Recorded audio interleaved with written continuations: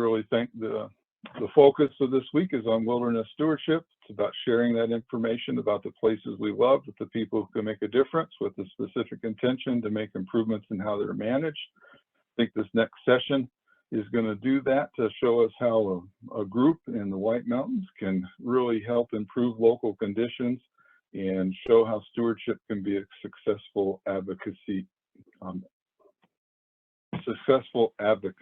adventure. So with that, I'm going to turn the time over to Eric Gibelstein, who is the Interim Executive Director for the Southern Appalachians Wilderness Stewards.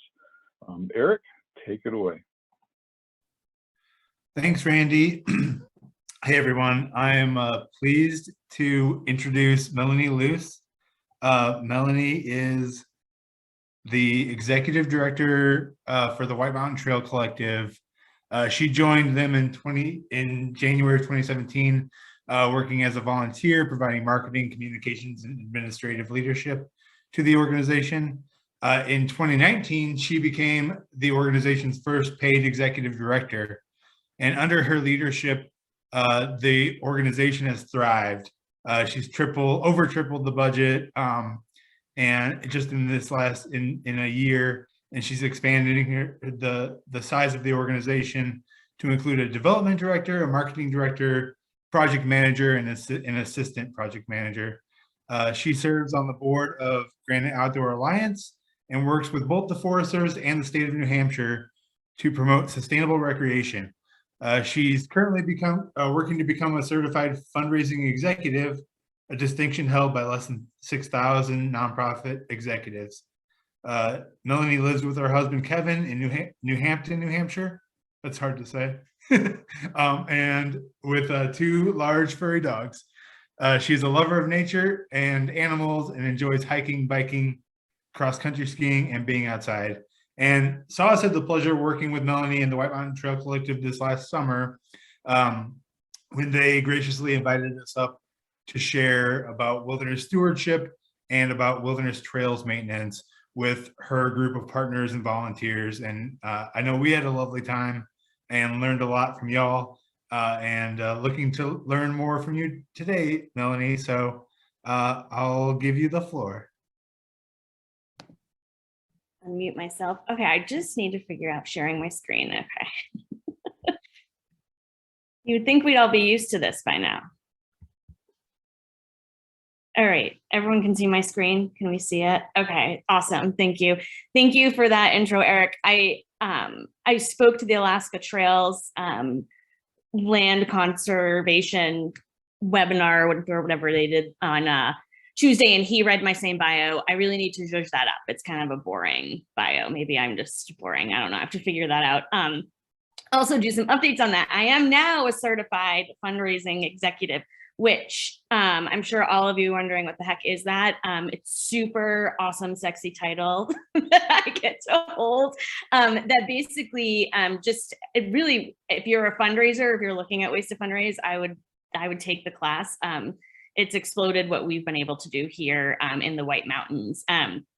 Just some background about the White Mountain Trail Collective. We are a 501c nonprofit organization that works under a collective impact model, and I'm going to explain what that is through this presentation. Like Eric said, I did start in 2017 when they were founding the organization, and then was asked to step in as the executive director in 2019. At that time, our operating budget was around $200,000. Now our operating budget is at $1 million. So we've grown really quickly and exponentially. It's insane. In trail, and I'll go over this again, but funding money that we've put into trails alone since 2019 is $1,347,000 of trail work we've been able to do here in the White Mountains and benefit our partners. So with that, I'll talk about the Trail Collective and why we do what we do. Let me close this. I'm having a weird. Okay, so why the White Mountain Trail Collective? Why form another trail maintenance organization? How the heck is this going to work? We had a rocky road to start this. There are already 20 plus trail maintenance organizations in the White Mountains alone, and that includes the forest and state parks. Also larger organizations like AMC, Randolph Mountain Club. We have a lot of them. And it kind of came to light that with all of these organizations, why do we still have this huge backlog of maintenance? Like, what the heck is going on here? So what we did to start was bring all of the trail maintenance organizations to one table. And we had over a year, we had about 6 to 7, some really great productive meetings, some not so great meetings. But basically it was getting everyone to the table to kind of talk about where we are in trail maintenance and why we have this huge backlog. So we got together and we identified these problems together. So this number is from 2019. I'm sure 2020 and 2021, the use that our trails are now getting because of COVID, this number is bigger now, but in the White Mountains alone, we have $35 million in backlog maintenance needed. And that's not level 1 maintenance. That's not annual maintenance. That's your level 2, level 3, like serious maintenance. Like without this maintenance, this trail might potentially no longer exist. All of those organizations I talked about were really siloed in their own areas. Our forest is broken down into 3 districts. And then there's groups within those districts that do trail maintenance. And they weren't talking to each other. They weren't communicating with each other. There was some crossover going on that they were kind of all unaware of. And that was creating a problem. They were all trying to do this heavy lift alone, and it just clearly wasn't working. Tasks beyond trail maintenance were suffering within these organizations. So most of these organizations that I'm talking about are volunteer organizations. So what suffers in volunteer organizations, I'm sure a lot of you know, administrative. That's what suffers. No one wants to do that. Everyone wants to be out on the trails, doing the fun stuff. They don't want to be filing paperwork or filing annual reports or writing grants. So that was really suffering in these organizations. They just didn't have the capacity to do those tasks. Cost of trail maintenance here is increasing. It's getting more and more expensive to do this work, and our resources were drastically decreasing. There just is no funding in trail maintenance. I think everyone knows that. There's no funding. Where does the money come from? And I will talk about that a little bit more. For us in our region, stewardship is aging out. We have an older population of trail stewards who are out doing volunteer maintenance, and they 90% of that group is aging out very quickly. And we have a real problem getting youth and other younger people involved in trail maintenance and sticking with it. If anyone is interested in the research, there's this great group called naturегroupies.com in New Hampshire, and they did this excellent study about young people and volunteerism and where they're at. And what it comes down to is young people don't want to put all of their eggs in one basket. They want to touch all these different things that mean something to them. So they may do trail maintenance for a season, and then they may be doing beach cleanup for a season, or counting mussels on a beach, which happens here. So they're not sticking to any one thing. So the focus and the problem is, how do we get them invested in trail maintenance? They're outdoor recreation users. How do we get them to continually give back to the outdoors?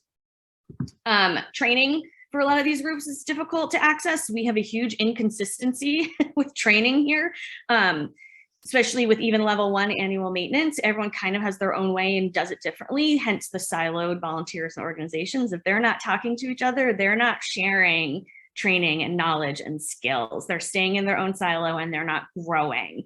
So that was another difficulty problem that we found. And then I just talked about it, lack of consistency in training and skill development. So those are the problems we identified. This is a wonderful trail in the White Mountains that totally doesn't need any work. Looks great, right? Who wants to come hike it with me? Oh, happy National Take a Hike Day, by the way, everybody. That's today. I don't know if everyone knew that. Happy National Take a Hike Day. So kind of pinging off what I just talked about, trail maintenance is really fragmented across the Forest Service, AMC, and other clubs. There was no coordinated effort. There's kind of this lone wolf mentality. Level 1 maintenance being done by volunteers, most lacking skills and training. There was no continued management. They're aging out. And other maintenance is largely deferred. And then holdups for us on our end for moving larger projects to a point where we can actually get shovels and hose in the ground is NEPA with the Forest Service, and the state has its own process. But things get held up there because those organizations also don't have the capacity to move things through. So the Trail Collective was formed as a collective impact group to bring all of these groups together to talk about all of the problems and then to say, how can we help you? How can we help you do what you do better? So for a lot of our partners, we help fund them. We help write grants for them. I just finished another club's website because they just didn't have anyone to do that and they needed help with that. We do volunteer training programs. We do regular training programs, how to keep volunteers. So we just started to identify all of these things that they needed help with, and then we are adding that capacity to them. So at the end of the day, it's not really about the Trail Collective, it's about our partners and helping them sustain their legacies. Some of the other things we do, data sharing. We had siloed data where everyone was kind of using tons of different apps to collect data. We ended up talking to the Forest Service and said, hey, wouldn't it be great if all of your partners and organizations and volunteers collected data on one system that fed into your system, and then boom, you have all of this trail survey data, and we could use that to cost out projects and prioritize projects. So we developed an application with Esri, and we hand that out to our partners for free. And basically they answer a bunch of questions as they go over a trail, and we learn about, you know, what water bars need work, where water bars are. We found a lot of bridges we didn't know were out there, amazingly enough. So all of that data now feeds into the forest, and we can work with the forest to help prioritize projects and what they're going to cost and what that looks like. It's trail maintenance need and tracking as well. We work with our partners to provide training and education and organization. Yeah, and just help them grow. So our mission is to protect the trails, preserve the legacy. We wouldn't exist without our partners. We want sustainable trails that are around for future generations to come. And we also want to preserve the legacy and the history, which is very rich here in New Hampshire and the White Mountains, of these trail organizations. Kind of our common agenda graph of trail maintenance. You know, some of the other things that are kind of going on behind the scenes. Our trail maintenance and what that is still relatively unknown to the public here. I don't know where everyone else is, if that's an issue that you face. I can't tell you how many conversations I have with people about trail maintenance, and they think it's picking up trash at a trailhead.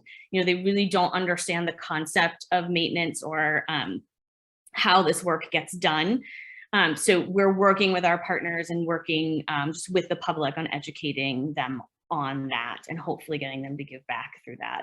Obviously, I've been talking about, you can probably guess, our clubs and organizations are very much overburdened. That's why we're here to help them. Our stewards are aging out. Less stewardship engagement leads to a lack of transfer of knowledge. So if you don't have the 20-year plus veteran of trail maintenance teaching the younger generation these skills, they're not going to go anywhere. We're not going to continue to be able to do the maintenance that needs to get done or teach that maintenance. And again, funding decreasing. So we rely heavily on professional crews and volunteers, and we intermix them to do kind of a transfer of tacit knowledge training. And I'll talk about more of that in a minute. All right, so how WMTC works, the strategy of collective impact. This is essentially how it works. And I feel like a lot of it's common sense. It really is about kind of reaching across divides and helping each other and understanding that we're all in this together and we're all aligned in one common goal. What is amazing is as we talked to partners and we're getting buy-in for this idea of how much pushback we did get, because I think it's very hard and it's very scary for people to look at something that they've been doing for so long and then have someone ask them to change it a little bit, or to come in and say, you know, you've been doing a great job, but we still have this huge backlog of maintenance. What can we do? How can we help you do it better? It's kind of an affront, you know, they kind of take a little bit of umbrage with that. So those long, hard conversations did happen, but now everyone is working together and sees that we're all just aligned in the same common goal. So let me move this. Partners share a vision of change and a commitment to solve a problem by coordinating their work. We agree on shared goals. So all of our partners kind of sign a mission statement. We have this common goal of trail maintenance. Now, I will say a lot of our partners do not only do trail maintenance, right? So like AMC also does hospitality and experience. So it is really important that our partners are also keep their individuality, that they are able to do what they continue to do. But if they are also striving for sustainable trails and trail maintenance, then we consider them a partner, and we have that one common goal in mind, and that's all you need. Do I need to pause for questions? Are we good? Just rolling right along. I think we're great for now. So Okay, thanks for the pause. Okay, good. Great. Just jump in. You feel free to interrupt me. I talk a lot. Okay. Obviously, the partners must agree to measure or monitor many of the same things so that we can learn across the initiative and also hold each other accountable. So an example would be our data collection, getting everyone to use one data collection system that talks to our biggest landowner, the Forest Service, and actually the state uses it as well. We got them on board as well.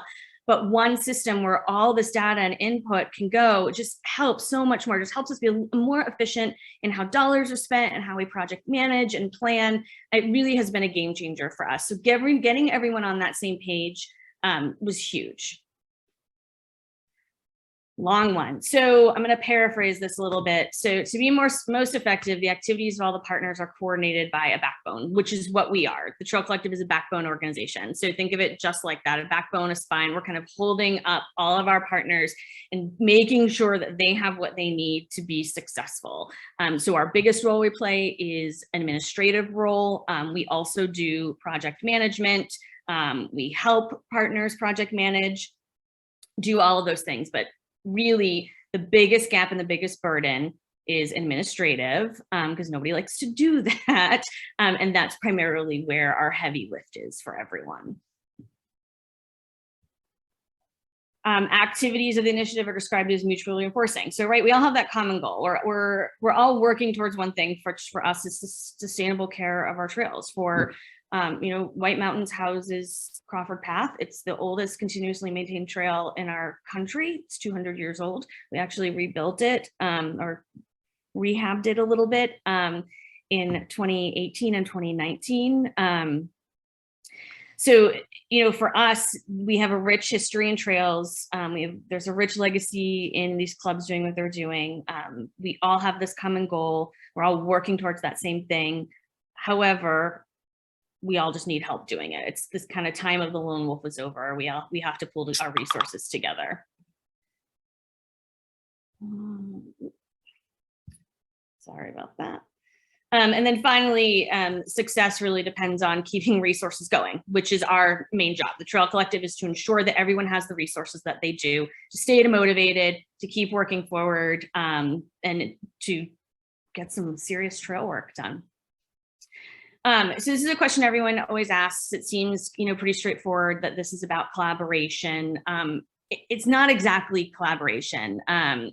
Collaboration really does imply that there's a two-way street, but collective impact is more building on the muscle of collaboration.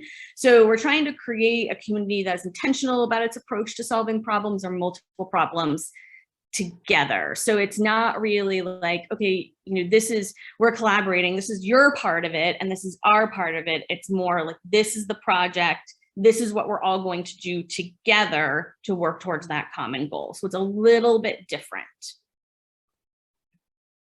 Oh, these are just some great pictures. It might be a good time if there's questions. These are some pictures. This is a before and after of one of our trails. I think it's pretty self-explanatory. The picture on the left, that's damage from Hurricane Irene from 10 years ago. And we're still repairing trails that have that damage. No questions yet? Okay. No, I think everyone's just enjoying the presentation at this point. So thanks. Okay. If they've all tuned out, it's okay. All right. So, oh gosh, this is my favorite slide. My husband makes fun of me for this one. I'm a big sharing is cool person. I don't think, if your organization or you personally have a successful way of doing it, of doing something, share that with people. Don't keep that to yourself. Share that knowledge. That's how we grow and change and just become more productive and successful. So sharing is cool. And for us, it's about sharing resources and knowledge. We're really big on transfer of tacit knowledge. So One example of that is, and I'll go back to Crawford Path. Crawford Path was 2 seasons of a project. It was 28 weeks, and we had over 16 different trail crews out there at any given time working on this 8.5-mile path. Some folks were doing like level 1 maintenance, and then other folks were doing level 2, level 3. And what we did so that they could all learn from each other, we basically kind of, had them do self-survey of their skills. Like, what skills do you think you're really good at? What skills would you need help with? And then we paired them up in that way. So if one of our clubs was really great at, like, we build some amazing scree wall, and another group was like, yeah, rock work is not our thing, we paired them together. So that they could learn from each other. And a really kind of amazing thing happened. Number one, they really started to realize as organizations, they were not alone. They all were so used to working in their little neck of the woods, that there were other people out there like them that loved this just as much as they did. And that's pretty amazing. So their community got bigger, which is awesome. They started to talk more between each other. They even started to, the best thing is that anyone who learned a new skill got to take that skill back to their organization club and teach it. So there's that transfer of tacit knowledge and how we're continuing that legacy and the growth of stewardship.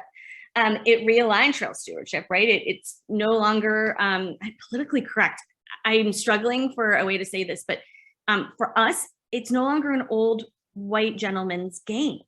We're having more and more women get involved. Yay! In trail work. We have 3 all-women professional trail crews that we have helped form and train, and they actually get paid throughout the season to do trail work. It's awesome. And it's all just been from them understanding and learning from each other.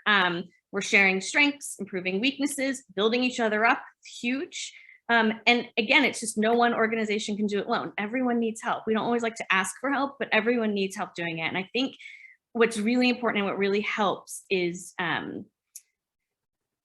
needs help, and organizations can ask us for help. And I think at the end, what's helpful for them and what's comforting for them is they don't have to take the big risk. We'll take it for them.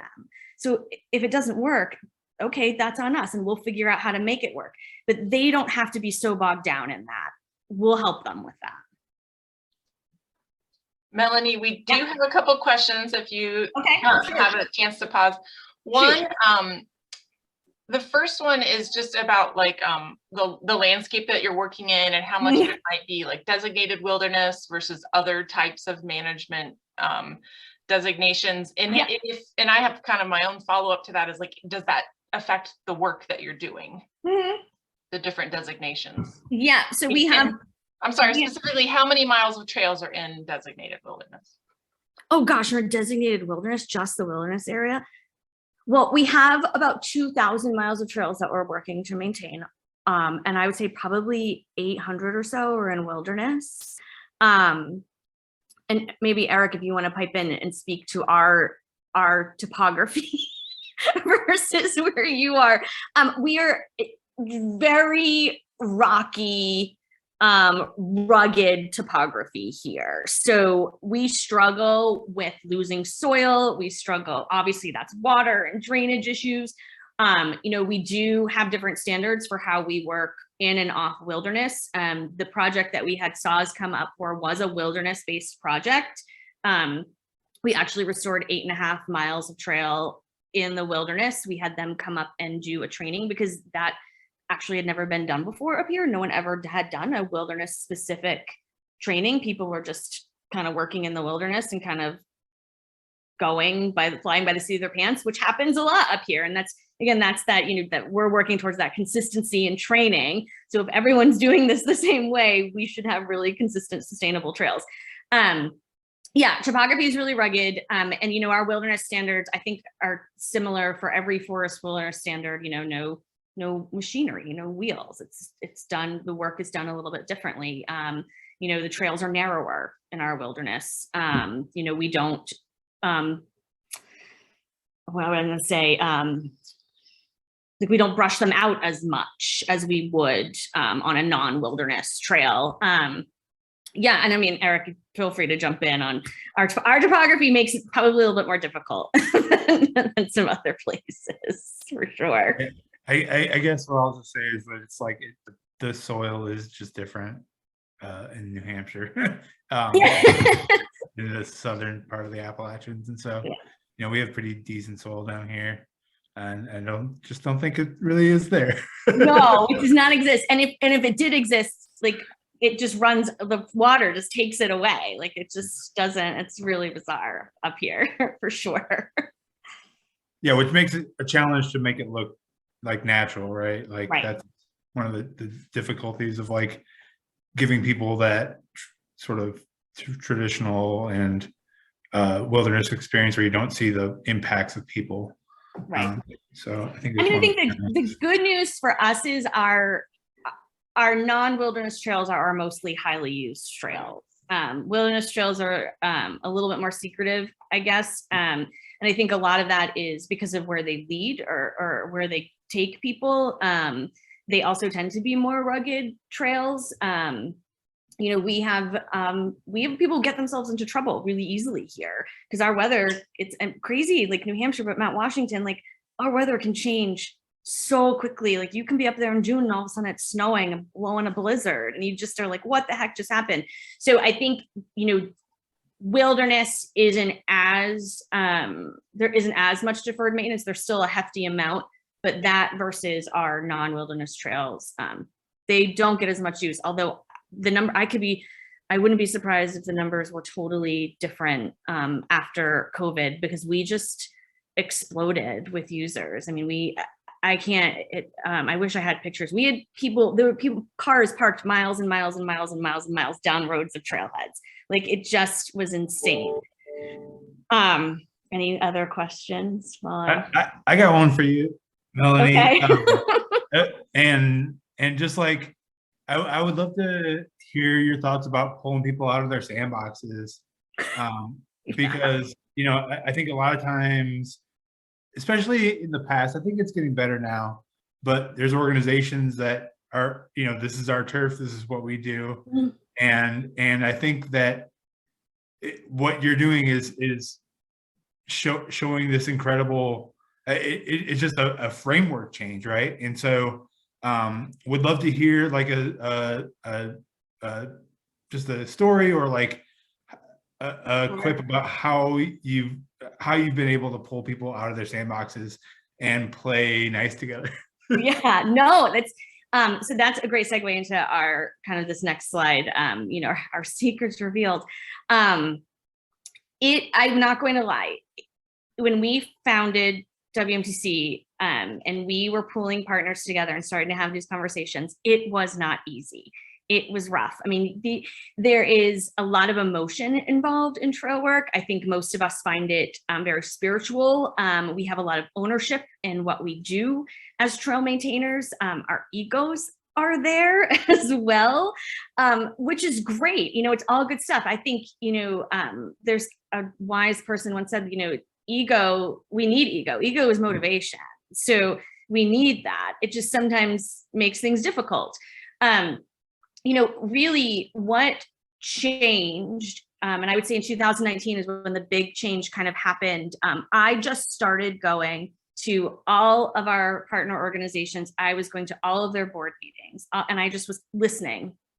I wouldn't say anything. I would just listen, and then I would leave. And then I would come back another time and I would listen, and then I would leave. And what I was listening to and what I was hearing is they all had common problems, every single one of them. So then we do our annual gathering where we bring all of the clubs together and they all come because they're interested. Like and I think, you know, for us, what worked is the fear of what we're going to be. You know, are we going to take something away from them? So that fear kind of worked to get them all to talk to us and get them in the room. So then I did a presentation about, you know, I listened to all your meetings. These are the common problems that you have. And I think what was super beneficial was here are the common problems. Here's how we're going to help you solve them. Not here's the common problems, and now I'm going to lay more burden on you. And let's talk about how we're going to solve these problems. Because I think that just perpetuates frustration in people. You know, we all have been in those meetings where, and this is like my biggest pet peeve, in those meetings, and you walk away and you're like, what just happened? What are we doing? Like, did anything just get solved? Are we like, how are we moving forward? I'm so confused. So I just really ensured with my team, made sure that we were answering questions and going to these, our folks, our partners, with solutions and solutions that worked for them. And that's when the buy-in, they were like, okay, this works. And autonomy. We do not tell our partners what to do.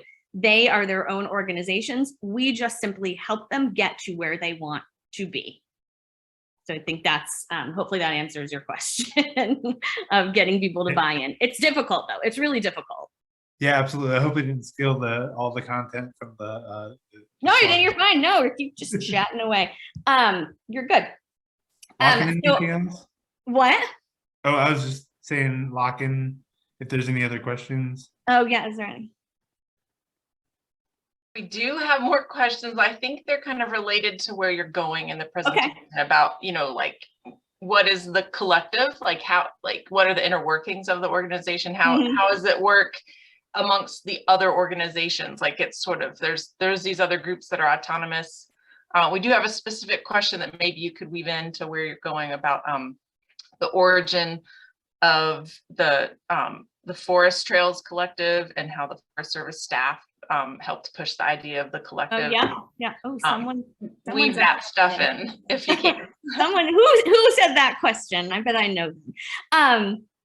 Yeah. So that is yeah. So I'll just skip ahead and I'll just talk for a little bit more. So we are actually, I like to say, we were born out of the Forest Service, the White Mountain National Forest. There was a couple of essential employees in the White Mountain National Forest that actually recognized that all of these groups that were working with them were struggling, needed more capacity, more help, including themselves, and also needed an organization to help them get organized. So we actually were born out of the White Mountain National Forest. Tiffany Benna, I give her huge props. I don't know if anyone knows her. She used to work for the White Mountain National Forest. Now she's working for the region. So she works for Region 9 now. You know, this was her baby. This was her idea. She saw this huge need and she talked to people until people were like, yeah, that makes sense. Like, that's a great idea. Let's do this. And, you know, she brought in the right players and here we are. You know, the Forest Service is obviously our largest partner. It's who we work the most closely with. You know, and I think at the end of the day, it really is about, you know, I'll say Forest Service as a landowner. You know, we don't tell our partners what to do. We don't tell our landowners what to do. You know, we're just constantly here asking the question, what can we do to help you do what you do better? So sometimes with the Forest Service, it's, you know, we don't necessarily need boots on the ground for this project, but could you help us get the NEPA done on this project? And we'll pick up that end. So it's kind of whatever's holding up the works to make things efficient and to get the work done, we want to be a part of and help get done. And then I will talk about how we work. Obviously, secrets revealed. I will say the funding wise for us, this is kind of, I get this question all the time, like, how are you getting your money? How does that happen? Funders like more bang for their buck. And this is the analogy I use, and hopefully it makes sense. Why feed one kid with $1 when you can feed a whole village with $1, right? So our funders really like that the funding doesn't really come to the Trail Collective. It goes to the Forest Service, it goes to state parks, it goes to AMC, it goes to RMC, it goes to all the partners that are involved in any given said project. So that $1,347,000 that I've talked about, most of that money went to our partners because we hire them to come work on our trail projects. So that's how that kind of comes full circle. Oh, and here's our statistics. So obviously project funding, that's our number. You know, hours in field, we're just over 35,000, weeks in field, 58 crew weeks. So that's intermingling crews over the season time. COVID made that a little bit difficult. Hopefully we're coming out of that. It's gonna get easier. And just some of the statistics on things we've done and built. And we have done, I haven't updated this, but 8.5 miles this year of wilderness trail was improved over 12 weeks. And that was one 6-person crew with our project manager. I don't know if it's wilderness everywhere. I assume that is, you can't have more than 10 people at a time working in the wilderness, which also makes it a little bit difficult. So we had one 6-person crew and a project manager for that project, which makes it a little bit different than how we normally do things, but obviously you have to abide by those important rules. Oh my gosh, how am I doing on time? Okay, good. Final thoughts. This would change every day if I did a presentation every day. You know, you can't change the world by yourselves. Let's do it together. I don't know if that would change, but you know, collective impact, one way of working together. There's so many other ways to partner and work. And I really think, honestly, I can't say enough. It's common sense. It's you have to take, oh my gosh, there's no I in team. I'm so cliche, but you have to take the I out of it. You know, you have to take the AMC out of it. You have to take the Forest Service out of it, and then start to look at the landscape and say, what do we want to do here collectively to be successful and to ensure that these trails are around for another 50, 100, 200 years? Because not one organization is going to do it. We've proven that. $35 million of backlog. No one's tackled it yet. So, but we're putting a dent in it. So we're stronger together. I would definitely, if you're interested in collective impact and how it works, I'll tell you more about how it works for us. Collectiveimpactforum.com or .org is a great resource. That's where I get a lot of my information from. I actually do, and I do some speaking with them as well. It's a tool, not a straitjacket, and collective impact will even tell you, like, make it work for you, right? You don't have to follow A, B, C steps. And I'll tell you, so how it works for us, for the Trail Collective.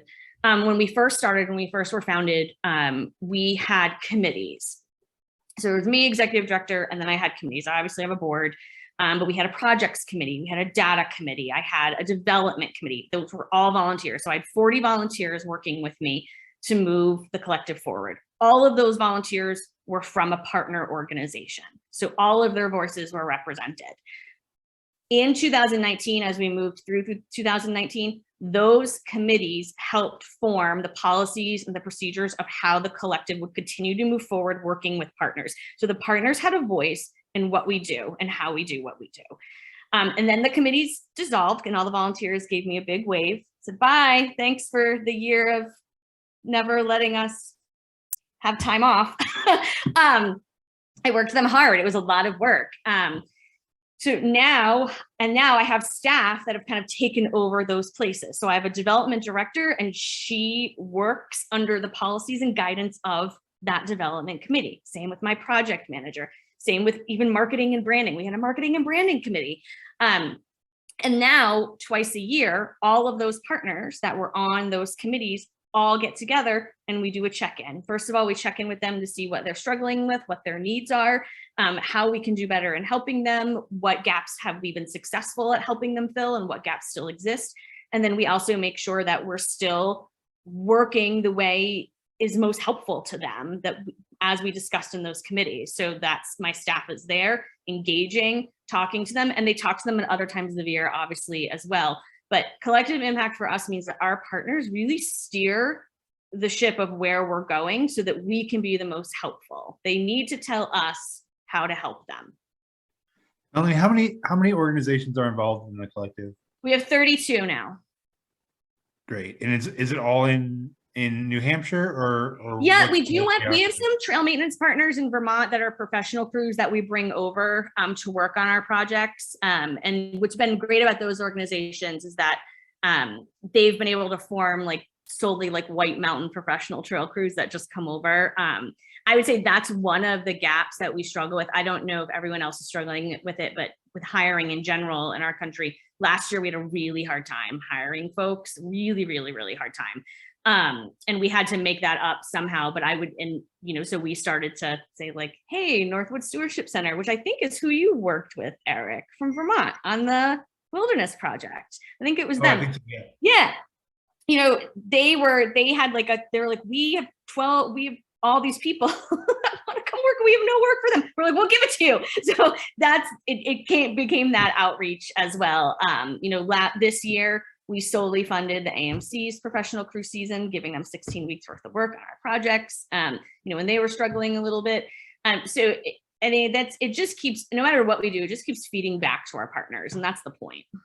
So let me just check and make sure that I understand correctly, but you're essentially getting money from different sources and then doling that out to different project partners to do the deliverables essentially. Yeah. Awesome. Yeah, and then those partners that funding supports them, whether it's supporting their professional trail crews or supplies and materials or training. Every project we do, like when we brought you guys when SAWS came up, we offered that training for free to any of our partners who wanted to come and be involved. All of our trainings are always free. I do not believe in making people to pay for a training that I desperately, where it's a skill I desperately need them to have and to come use it on our forest. So our funding primarily goes back to our partners, and then it gets projects done. Great. Yeah. It's similar. I mean, we one of our biggest trainings is the Wilderness Skills Institute, free to everybody. Definitely agree with you in terms of getting people the knowledge and skills that they need to better do the work that they're passionate and engaged in. Right. Absolutely. So some more just like underneath the curtain or behind the curtain kind of questions. Sure. Like who's your board made up of? Oh yeah, that's a great story. Our board. So we have 5 board members. We're a proponent of keeping it small so that we are more effective because we have so many partners. So the president of our board is Matt Smith. He is amazing. He's our young, very young retired gentleman up here. He actually has a lot of stock in mountain bike trails, and that's how he got involved. He was that voice because we do help with mountain bike trails. We even have some on forest. Next year, we have an on forest mountain bike project. That's going to be really cool.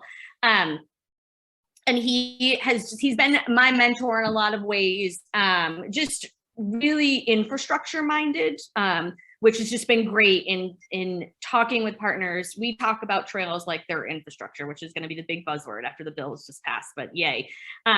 We look at trails like infrastructure. Like we need to have a 5, 10, 15, 20, 30, 40, 50-year plan on how we're going to continue to maintain these trails. Just like similar, like you would a highway. You wouldn't build a highway and not have a plan to manage it and repair it when it needs repairs. So he's a big proponent of that, and that's a big part of our organization, what we do. Mike Stonebreaker, and legit, that's his real last name, Stonebreaker. Kills me. I cannot. He is an amazing human, very, very philanthropic oriented. He, at age 70, hiked all the 4,000 footers in the White Mountains and literally called the Forest Service and was like, these trails are in terrible condition. What are you doing about it? And they're like, well, yeah, here's the thing. So he was like, well, you need an organization to help you. And so he was part of talking with Tiffany, and he's one of our founders. And then Paul Gannon works for one of our big corporate sponsors from REI. They've been amazing in helping us with funding and projects and volunteer days. And then I have Rochelle Lyons, who is a professor at Plymouth State. She's an environmental professor, so great knowledge there when we're doing like NEPA studies and botany and wildlife. She's an amazing resource. And then Bob White is our newest board member, and he's been a trail maintainer for over 50 years, been volunteered and worked with the AMC, and is an amazing wealth of trail building knowledge. Great. Yeah, it seems like it's a strong working board, so that's key, I'm sure. They are. They are. Locking I don't want to monopolize the questions, even though it's, I probably could talk to Melanie about this for another hour. We do have a few questions, but we have one that it's like kind of a tag onto this question about organizational before I get into what's in the Q&A chat boxes. Like if you have 32 organizations, are you organized through like a formal charter, and do organizations come and go, or how do you mean continuity? Yeah, that's a really great question. So the Trail Collective is a 501c3. So we are our own standalone nonprofit. And then all of our other organizations, 32 we speak of, are partners. And they don't essentially come and go, but they're not necessarily involved with every project we do every year. So some of them, like last year, RMC was like, listen, we're trying to tackle this big project. So, we're going to do our thing, but we'll let you know if we need help. And we actually did help them with some stuff anyway. But they're not necessarily always involved in every project, but we consider if you're a trail maintainer, you're a partner. Like we consider all of the trail adopters up here.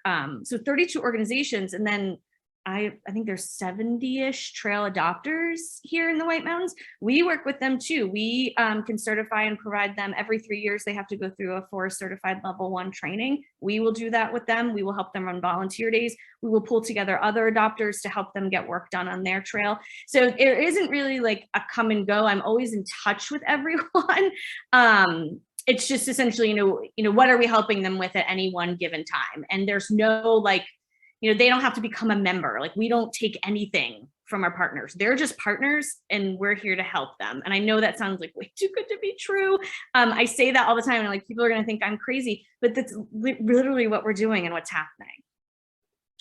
So are those individual adopters then under like a forest agreement or an agreement with the land manager? Okay, yes, cool. They are. And we will help them with those agreements as well. Sure, cool, awesome. Any other shout outs from the audience?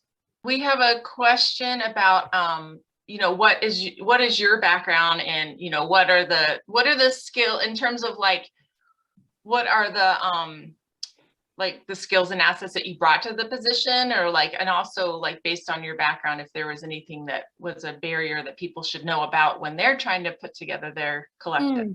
Yeah. I'm going to answer the barrier question first. I think my personality is a little bit of a barrier. I think sometimes I'm too like gung-ho and too like, I remember one club member earlier on when in like 2018, 19, as we were picking up, no, it must have been 2019 because I was the executive director then. He was like, I swear to God, every time I see you coming, red, like he only read my red hair. Every time I see you coming, I'm like, here she comes, asking me to do something different, asking me to change. So I think that probably was my biggest barrier.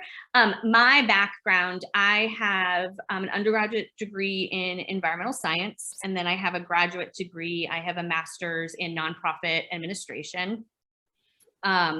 I think actually the biggest thing that helps me that I lean on, you're all going to think I'm crazy, but the biggest thing that helps me that I lean on in working with all these partners and facilitating all these conversations is for 3 years, I worked as a full-time yoga teacher. My yoga background helps me quite a bit. Cool. A follow-up to that is that if you didn't have specific like trail or wilderness background, how did you, bridge that with all of these other partners? So I necessarily wasn't like, I was a volunteer trail maintainer before I got involved, but I wasn't, in no way did I do it professionally, or, I mean, I'm a level 1er. Like I definitely am just a level 1er.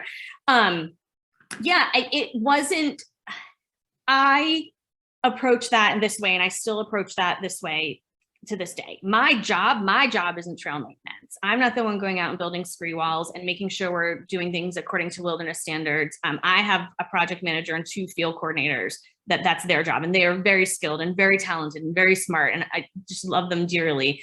That's not my job. My job is to make sure everyone has what they need to be successful and be supported. Well, yeah, there was a question about like your staff for the collective specifically. Yeah, like we've grown.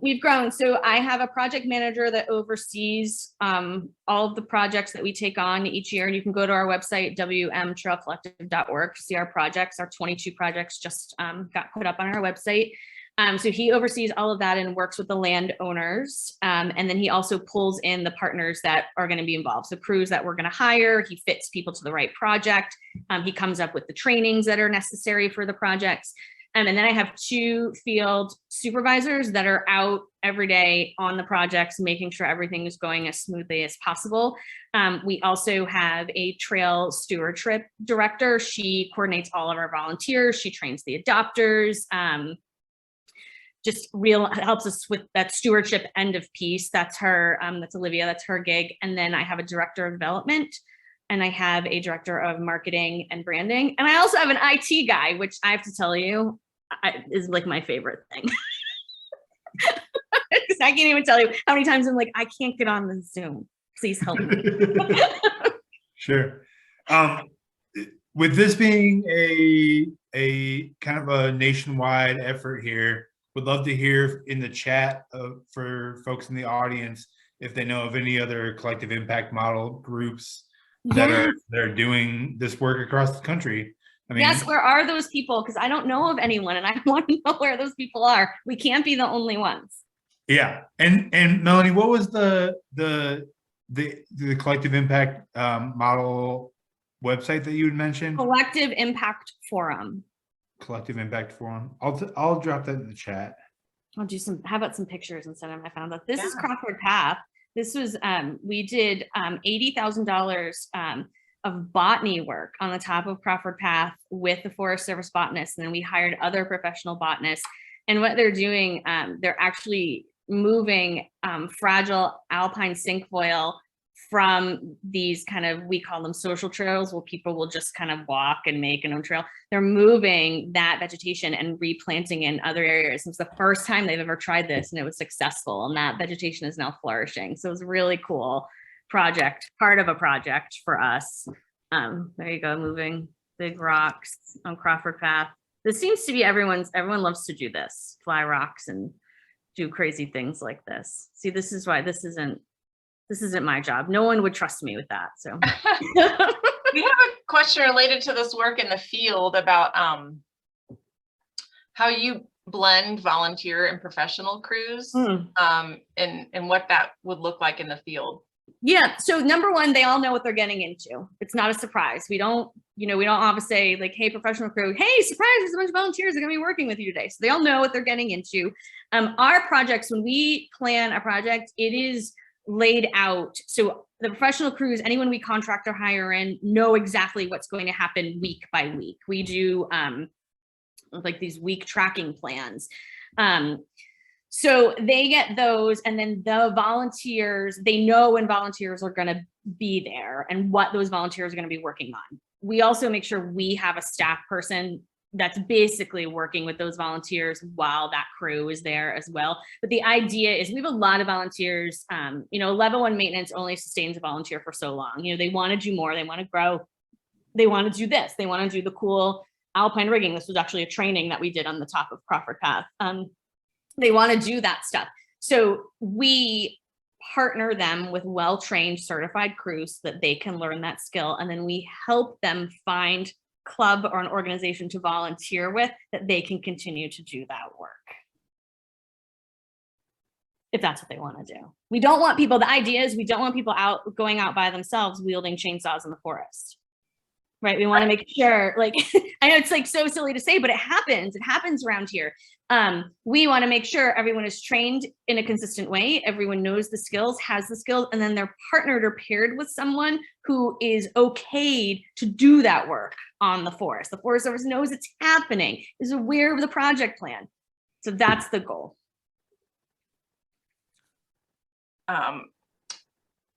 We do have another follow-up about volunteers, so I'll let you know the next two questions. One is about like, how do you handle liability with this kind of work and extreme environments amongst the volunteers, especially if they're amongst different organizations or they come to you from different organizations.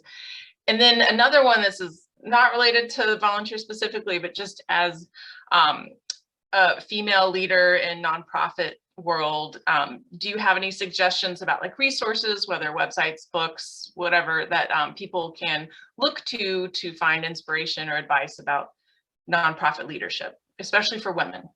Yeah, I'm going to answer that one first because the two of my favorite people in the world, Joan Jerry, who's an amazing woman, she's hilarious too, nonprofit leader. She has a podcast that I listen to while I run.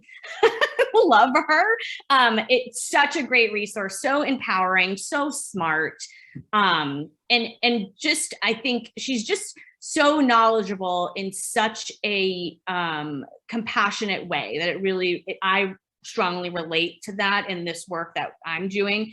And then Rachel Muir would be MUIR would be the other person. She runs a business called League of Extraordinary Fundraisers, but it goes beyond fundraising. I'm in a weekly group with other female executive directors, development directors, other leadership, and we meet once a week via Zoom and chat about what's going on and how we're doing with things. From difficult questions like how to manage a difficult board, which happens, to right now, today I met with them and we talked about Giving Tuesday and how we're ramping up our end of the year Giving Tuesday appeal campaigns.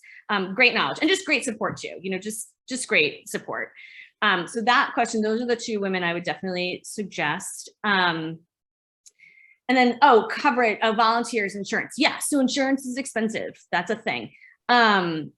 We have everyone sign a waiver, obviously, but we also have volunteer insurance. And if an organization is working for us, i.e. we're paying them, they are covered under our workers' comp insurance. So insurance. We have a lot of it. Yeah. But the more people you're insuring, the cheaper it gets. So we've been able to collectively do that. We also, we have organizations that are like, we would like year-round workers' comp rather than just being on yours when we're on a project. And we've been able to carry them and extend that to them. So we kind of work as a little bit of a broker in that way. But they wouldn't be able to afford it if we didn't. So that's just another way we're adding capacity.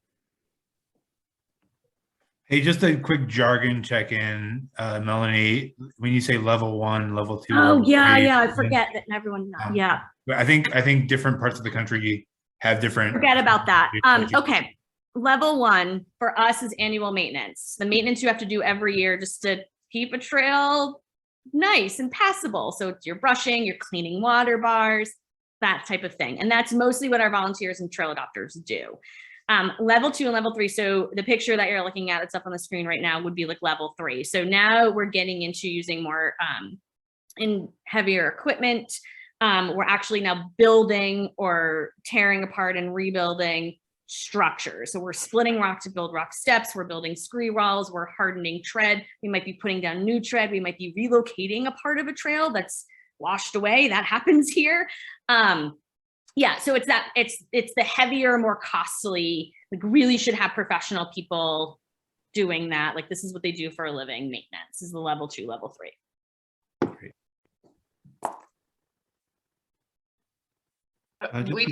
We have one more question from the chat that has to do with like somebody trying to start a new collective, but finding it hard to get traction or have like sort of this idea of authority that they can manage this collective.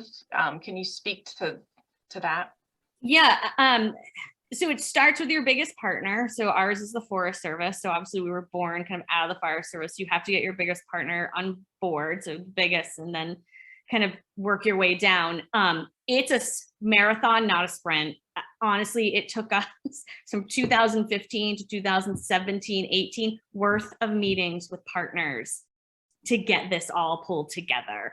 And it's really, you're going into this with solving a common problems that everyone has, achieving the same goal. So start by identifying what those problems are, where the weaknesses are, and then start thinking about solutions of how you can help. Because I definitely recommend don't go talking to partners without solutions. That just pointing out what might not be working so well isn't helpful to anybody. Go with solutions. Great. Yeah, that's always being solution focused, I think, can be helpful when in most situations. Melanie, we're about out of time. Phew, I made it. Yeah. Flying colors. I'm gonna put your contact information. Please do. Yeah. Anyway, if the person who you're looking at starting a collective, please reach out. I love to talk about this. I love just to talk about how other people are doing things. If you are involved in a collective, please reach out, because I don't know of anyone else. So I would love to have a group of us where we can support each other. Yeah, definitely reach out, questions. I love that. I love talking to people, obviously. Great. I'm getting it in there. I'm a slow typer.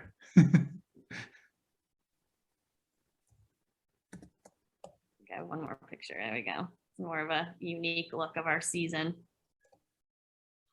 Our seasons. And if anyone wants to come out to the White Mountains and volunteer, let me know. We have a place for you. yeah, I know my staff had a really lovely time up there and enjoyed it for sure. Well, thank you so much, Melanie. I think that yeah, you gave us a lot to chew on, and I think a lot of us are inspired by your work. So thank you so much. Yeah.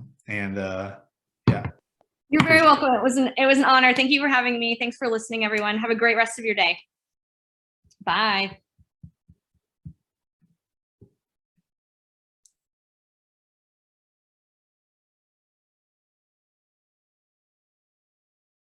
All right, Eric and Melanie, thanks so very much.